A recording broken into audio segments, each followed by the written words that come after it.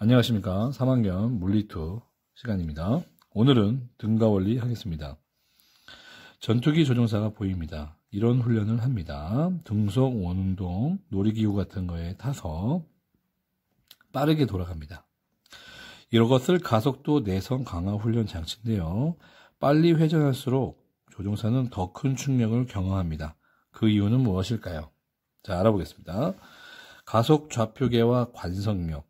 가속 좌표계에서는 관성력이 발생합니다. 알아볼까요? 자, 여기 보세요. 간단한 실험입니다. 엘리베이터에서 체중계를 올려놓고 그 값을 읽어주면 됩니다.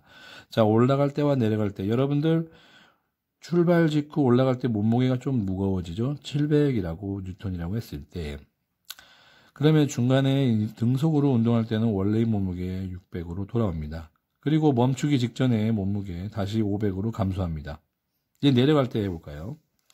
내려가는 순간 가벼워지고 등속으로 내려가는 때는 다시 원래대로 되고 멈출 때 다시 700으로 무거워집니다.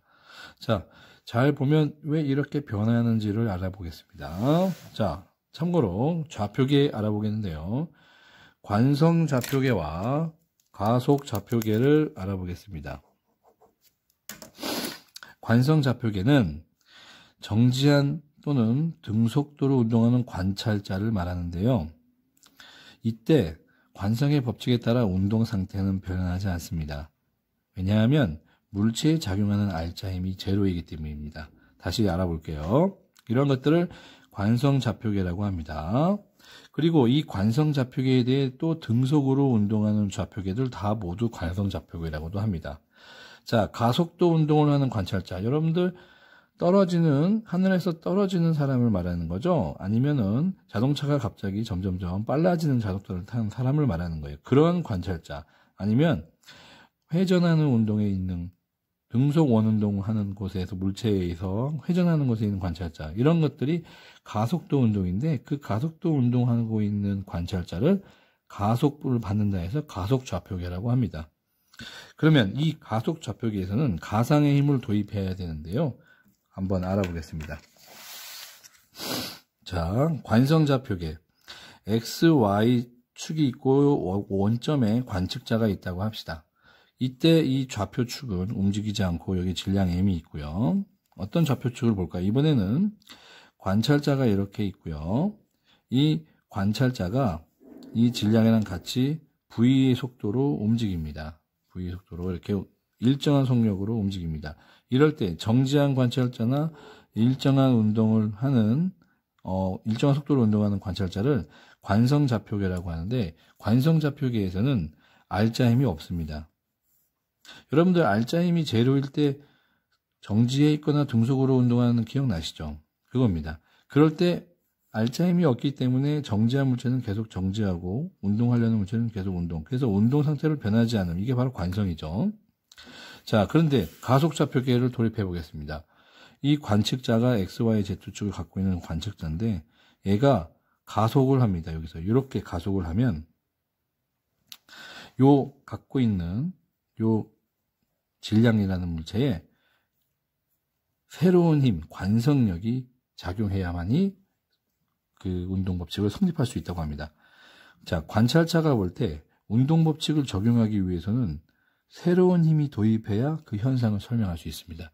그 새로운 힘이 가상적인 힘이고 그 가상적인 힘을 관성력이라고 합니다. 물체의 관성 때문에 발생하는 건데요. 출발하는 버스에 손잡이가 있는데 얘가 갑자기 출발을 하면 요 안에 있는 사람들이 얘가 어떻게 보일까요? 얘는 갑자기 요렇게 힘을 받고 이동하는 것처럼 보이겠죠? 이러한 힘을 관성력이라고 하는데요.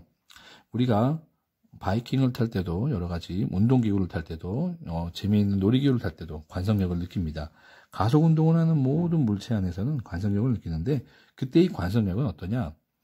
가속도의 반대 방향으로 가속 관성력을 작용하는데 이 관성력이 어떻게 표현하냐면 물체 이 관측자의 가속도가 오른쪽으로 간다. 그러면 관성력은 질량을 곱하고 마이너스 반대 방향으로 쳐주면 이게 바로 관성력이 됩니다. 자, 관성력의 예에 대해서 알아보겠습니다. 승강기 속도가 등속 아래로 가속, 위로 가속. 자, 이런 경우 승강기 속도가 일정하게 같은 경우, 자, 이게 바로 관성기준계죠. 관성기준계. 자, 관성기준계에서는 알짜임이 없기 때문에 가속도가 없습니다. 그럼 가속도가 없기 때문에 이때의 몸무게는 뭐만 작용합니까? 중력만 작용합니다. 자, 중력만 작용하고 이때의 중력의 크기는 600N이라고 정상적으로 나오는 경우입니다. 관성기준계에서는 이게 등속도로 움직이거나 정지하는 거기 때문에 가속도가 없습니다. 그래서 실제 몸무게 600N이 측정이 되는 겁니다. 자, 이번에는 승강기가 아래로 가속된다. 그러면 보세요. 여기 승강기가 체중계가 있고 사람이 있는데 밑으로 가속을 내립니다.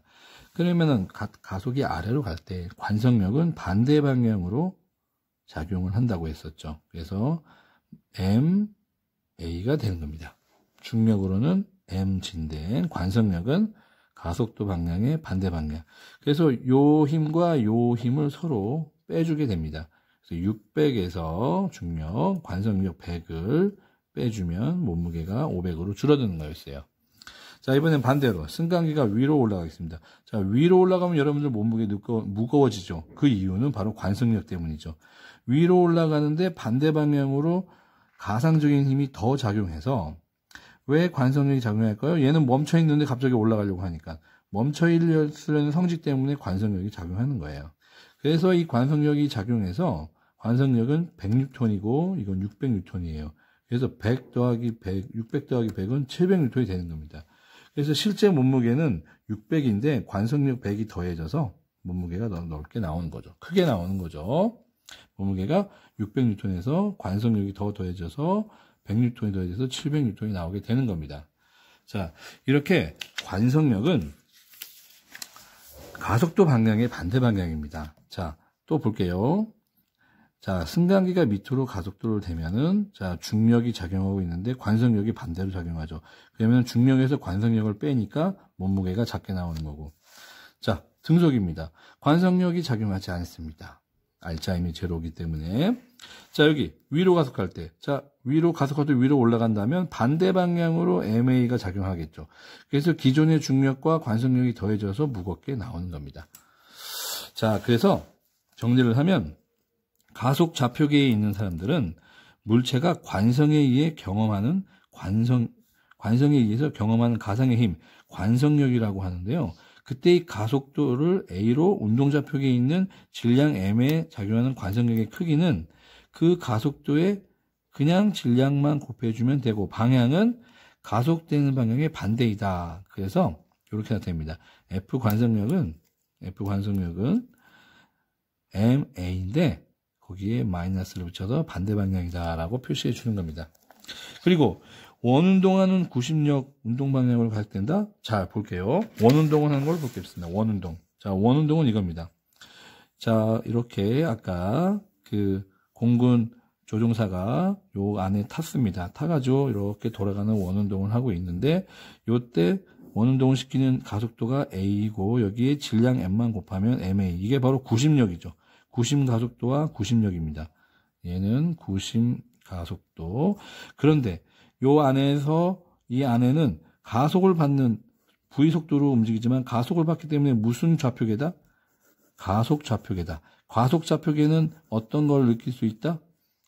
가속도가 느낄 수 있다. 근데 요것 때문에 무슨 힘을 도입해야 된다? 관성력을 도입해야 되는데 그 크기는 MA이고 방향은 어떻다? 반대이다. 라는 거. 그래서 관성력을 도입하게 됩니다.